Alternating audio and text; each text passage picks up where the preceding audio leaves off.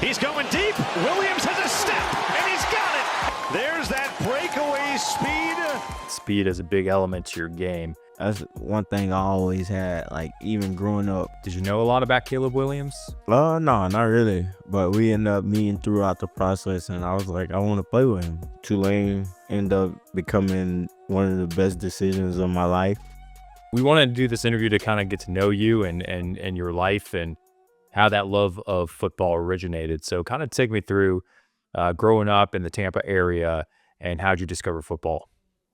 Yeah, so growing up in Tampa, it was a not so easy place. A lot of things that go on. It's Florida, so it's another place in Florida that's crazy like the others. But no, it's a lot of athletes that's in Florida, and especially in the Tampa area, we have a guy named Isaiah Rodgers that just won the Super Bowl with the Eagles. So it's talent out there.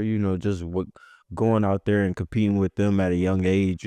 Guys like Isaiah. Because we all used to play like at Skyway.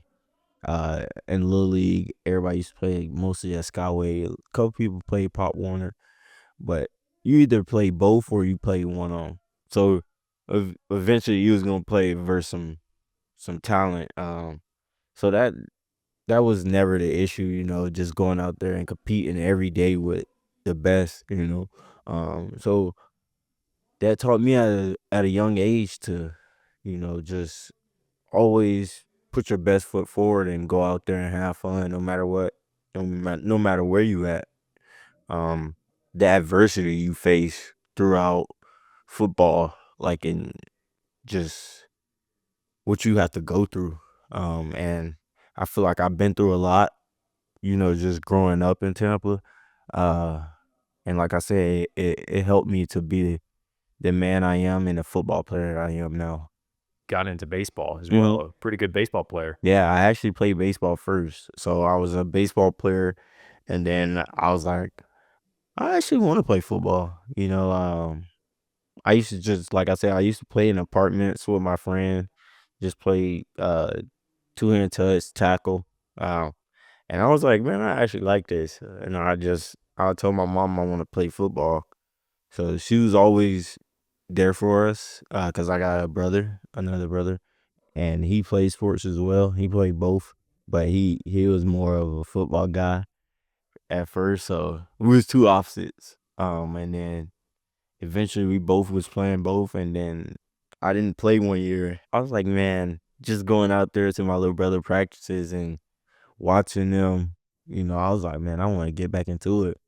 It just looked fun. It felt like I was missing out, and that just drove me to just stay with it and attack everything.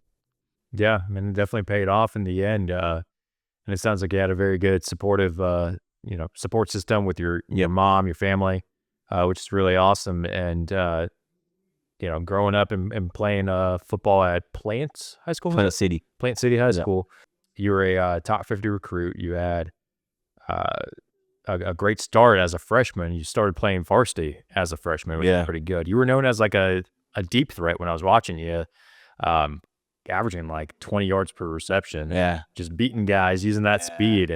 But I guess that baseball aspect kind of helped you out as well because you were a pitcher, weren't you? Yeah, I pitched, but I started off at shortstop, and then I moved to the outfield. I was like, I want to play outfield.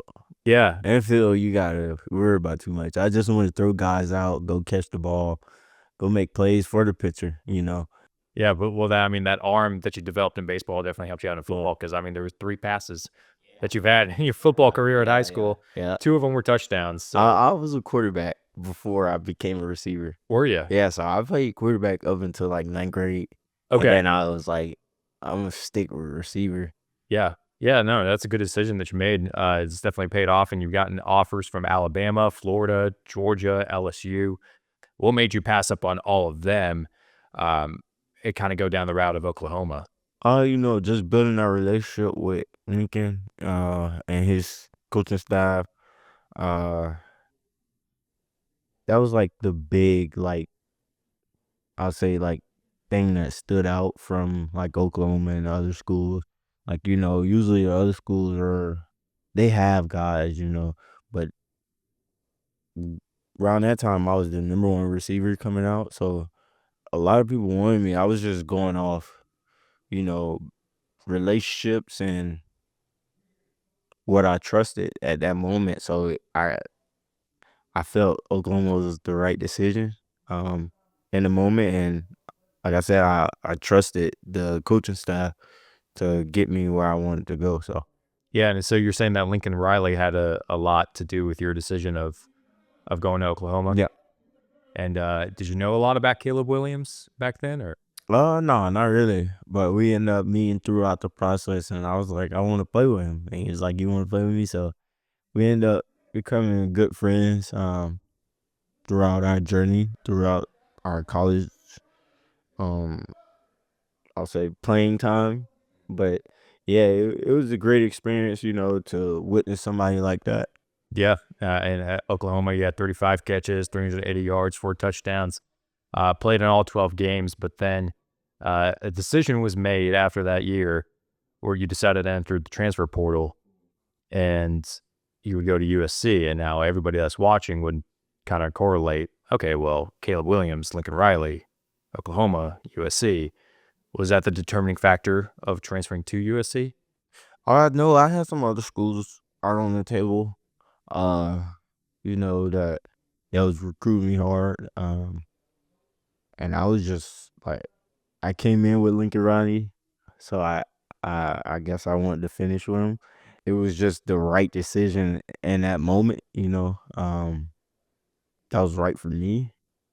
And also like going out to California was like a great decision as well, because like the platform you can build out there, like that's another great thing like that I appreciate like going to the USC, was to be able to build my platform and showcase my talent, worldwide. Like Oklahoma was a great school, but USC, you in LA, and everybody's out there, so somebody gonna eventually see you, and you go to a historic school, so it's like, it was just everything was working in my favor. So hmm Yeah, no, it definitely worked out that you were able to keep the same system, keep the same quarterback as well. hmm 2022, you had 40 catches, 631 yards, 5 touchdowns.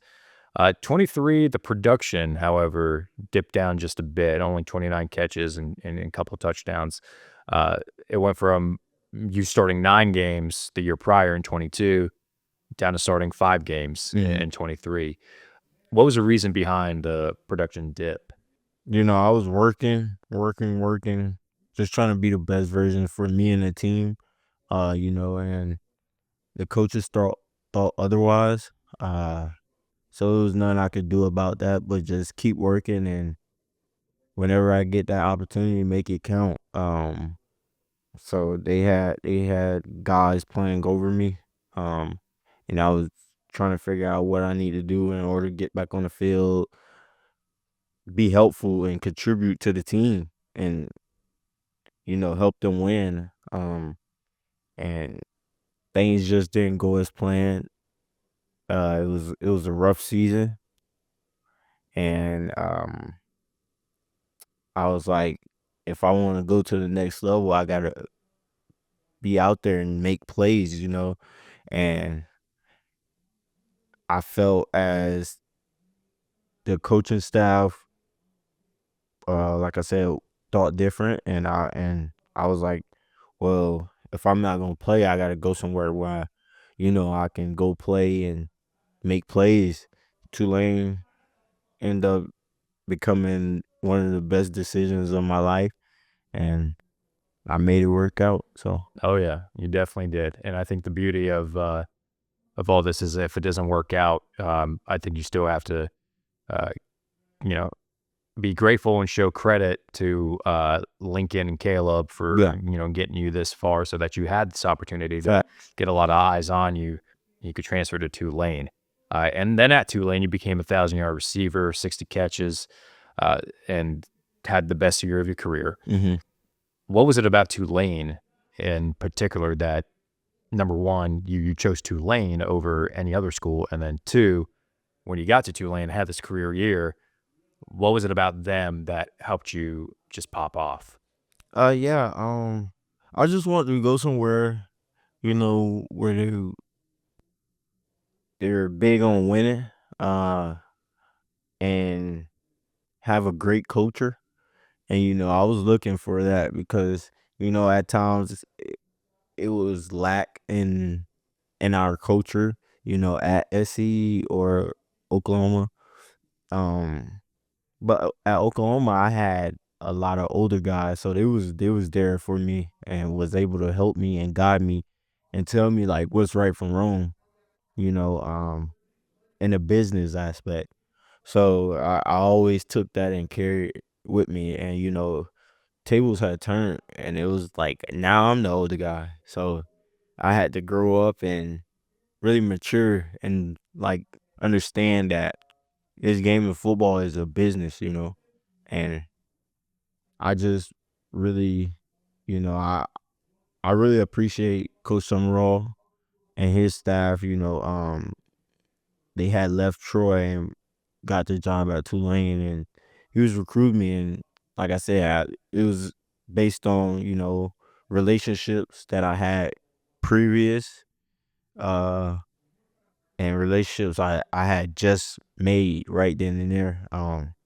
You know, um, the receiver coach, he recruited me at LSU coming out of high school, so I knew him, and we always had a great relationship. LSU was also my dream school, so I was thinking about going to LSU, but it worked out different. But yeah, Pretty stacked receiver room in LSU that they've had over the past few over the years as past few well. So years, it but would have been tough as well. yeah, but yeah, I just stayed grounded and with went with my choice. I just prayed and I was like, I feel like Tulane gonna be the best decision I ever made, and here we is now. So Yeah, no, going to New Orleans definitely did that for your career, and now you're getting ready for the NFL. yeah, So what's the big event coming up? It's Pro Day, right? yep, Tulane. yep. When is that? March 25th. Okay, and then what kind of preparation are you doing for Pro Day? We're doing like 40s, the L drill, 5-10-5, broad jump, vertical, Just various events just that you're doing. basic testing. Um, just getting those numbers where they need to be, and building that confidence. So when I do get a pro day, it's just second nature. I can go out there, perform, and show everybody, that I got a chip on my shoulder, and I'm ready to work and go get it. Yeah, I don't think 40 would be a bad thing for you, given that speed is a big element to your game. Would you say that is the biggest element, or is there something else that comes to your mind? Yeah, that, and I'll say my yak, my yak ability, yards after catch, like that's one thing I always had. Like even growing up, even playing backyard football, like, but if you want to be good, you gotta have moves, Yeah. like you gotta make people miss. So that's one thing I really like pride myself on, like, and make sure I'm getting that job done day in and day out. Like yak is like everything. You need that for a receiver. Turn plays, short plays into big plays, explosive plays. So Yeah, yak.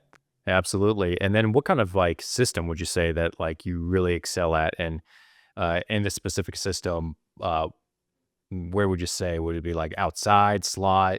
Uh, both, both really. I can be a mixed match for linebackers. Put me in the slot. Uh, no linebackers cover me. I don't care if you Fred Warner, you fast or you just can't cover me. That's not gonna work. Yeah. Um, and shoot, I like me outside. I got that swagger, that confidence. That nobody's gonna stop me. And you put me on the island. That's like saying you put me and one guy on the island, and I'm not gonna make it out like I'm gonna find a way to make it out. So Oh yeah. I just always had that chip on my shoulder that, and being short, that was another thing. A lot of people used to mess with me, about being short. You can't play. I'm like, all right, I'm gonna show you. So Yeah. Yeah. just Well, I mean, it's not a matter of you can't play because I mean, shorter guys necessarily, they're primarily you see them more in the slot. yeah, But on the outside, I think a lot of people's minds go to that 6'3", 6'4", 220-pound guy yeah, that can just win those jump balls. jump balls. So how do you on the outside, compensate for not having that height, but are still able to beat your guy? Yeah, use technique, my speed, uh, went with quickness. I'm shifty. I can track the ball. Baseball help with that. Going to track the ball out there in center field. So yeah, just and being confident in my hands, like knowing I can go up and get the ball just like a 6'4" receiver. So Yeah. No, you're definitely a dog. I mean, I should have mentioned this in the beginning of the interview, but I played a lot of NCAA, hmm and uh, I don't know why, but I was Tulane versus freaking Arkansas or something. A couple of days later, Derek hit me up. It's like, hey, I got Mario Williams. I'm like, dude, that's the guy. yeah. Yeah, a lot of people. So like, we work out at Adapt, and Emory Jones was up there, and I Okay. played him in college. He was at Arizona State. I was at USC, Yeah. and we played him. But he's like, yeah, bro, you legit on the game. Yeah, That's what I'm you saying. you having me win games. I'm like, bro. A lot of people say that, but yeah, when the game definitely came out, I was excited and eager to play it. Because I'm in the game.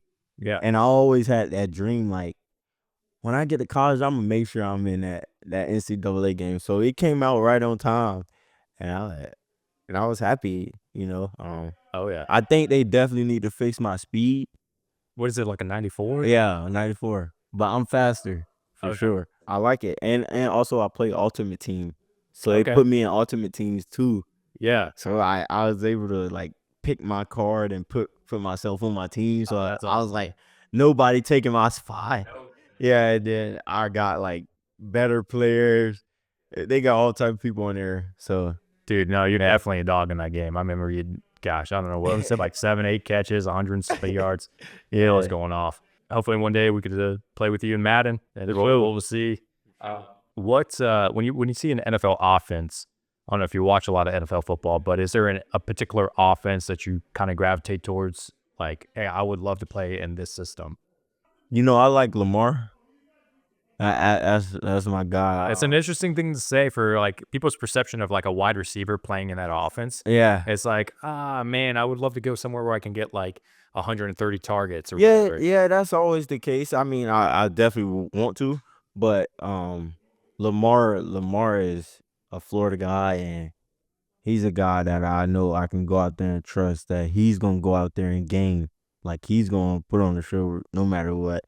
Um, and a lot of people try to say like he can't throw and stuff like that, but I believe he can Oh yeah, get the job done. should have been MVP this year. Yeah. But yeah, really, really just anywhere I can show that, you know, I can be a great contributor to the team, and just build trust within my teammates and coaches to let them know like I'm here for the team. Um, but yeah, so whatever I need to do. Give me one statement, one paragraph, however you want to sum it up. Um, really sell yourself. Why do you believe that Mario Williams should be a starting wide receiver in the NFL? I played with a lot of top guys that's actually got a big name in the NFL. Whether that was I went against them or, I was at practice with them. Um, so yeah, definitely just knowing that I play with the best, I always been with the best. So I know I'm for sure ready to fulfill that moment, just go out there, have fun, and live out my dream.